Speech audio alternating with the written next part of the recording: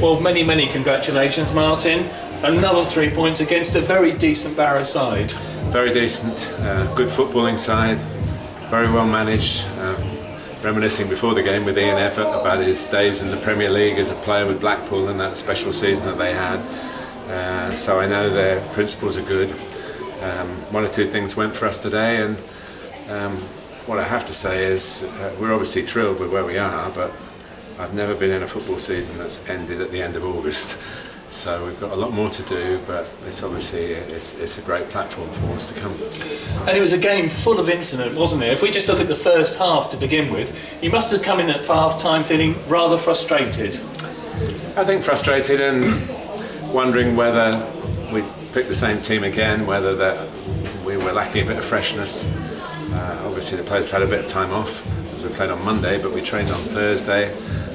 I know it's always, for Douse, it's always a big question mark whether to change it when you're winning. It's hard to do because players expect to stay in the team, and if you change it and it doesn't go well, then you've obviously opened the door for criticism. You should have stuck with it. So we stuck with it, and we thought we'd make maybe earlier changes in the second half, but I've been now 14 years in half-time team talks with Douse, and they are interesting and inspiring, and he found the right words again, and obviously the players responded to that with the extra tempo that they put in, and they made things happen, which we weren't doing in the first half. Well, I thought you started the first half very well, and then an injury to Gehring seemed to sort of, the momentum went really, and the concentration levels went, and obviously Barrow came into the game and scored that goal, but the big talking point was the penalty that wasn't given. I haven't seen it again. I sound like a Arsene Wenger. Yeah, but I haven't seen it again. From talking to players, Paul Hodges was warming up close to it. He didn't think it was a penalty, but none of us thought it was a dive. And obviously it's a costly yellow card for Kane. I think we'd be talking about it a lot more if the result had been different, and maybe if Kane had run into further trouble, but he handled himself very well in the second half. He's an experienced player and you'd expect that. So yes, but we did have good chances. Heidi seemed to get in the way of a good one, and then Dave Tarpey is such a good finisher and has worked so hard for us right from the off, really, sometimes in wide positions which he doesn't really want to play in, the truth. But he could have scored as well. So we were making chances without playing particularly well, but it was much better in the second half, and obviously the scoreline reflected that. Yeah, and how important was it to get that early goal in the second half?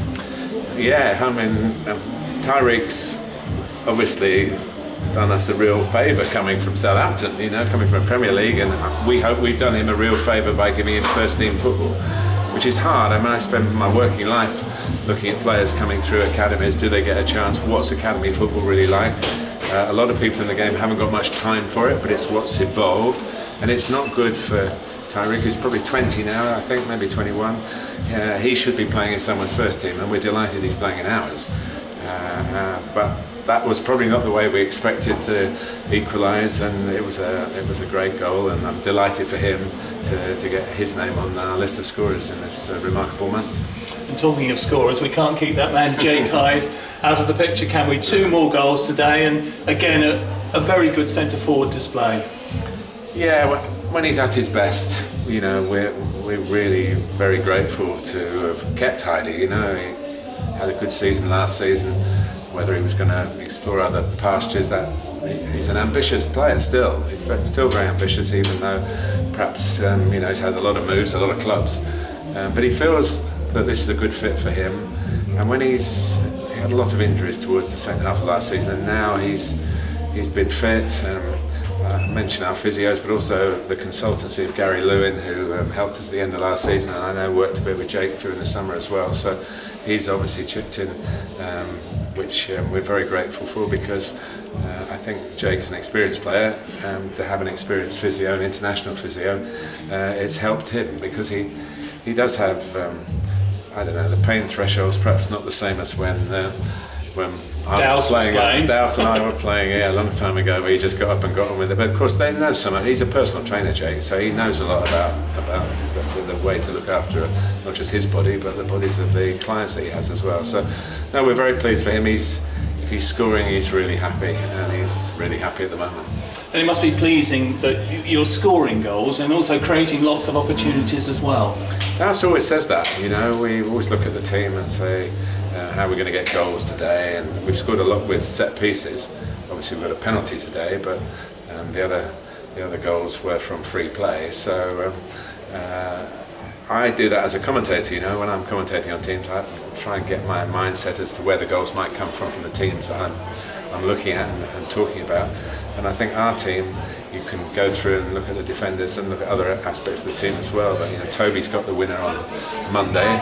The goal's being shared out. Tyreek today, and it is one of Dowse's great sayings. We always score goals, and it doesn't take a lot of analysis really. He sends out teams to work hard, to inspire the crowd, which the crowd, obviously the support we've had home and away this month, given the uncertainty of how we were going to perform, has been absolutely incredible, and it's a real pleasure as a Woking fan of many decades to actually be sharing their joy as well. But it is only where we are now. We're really, really pleased. It'd be stupid to say that we're not. It would be stupid to underestimate what the players have done. They've been absolutely fantastic. It's been a joy to work with.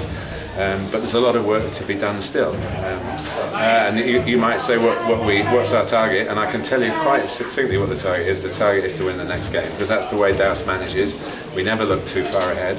And I think it's a great way to do it. We don't have any plans, any projects or anything like that. We just try to win the next football match. And 8 games into the season, there was a lot of talk beforehand about the big gap between the league below and this league. What are your early impressions?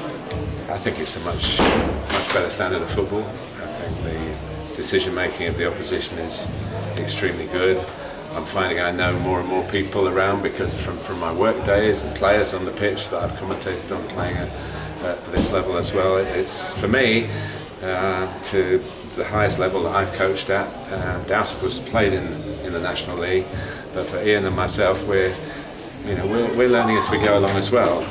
And you can't make too many mistakes because it is unrelenting. The fixture schedule's been unrelenting. The calibre of the opposition has been very high, and the league is, I think it's a terrific league.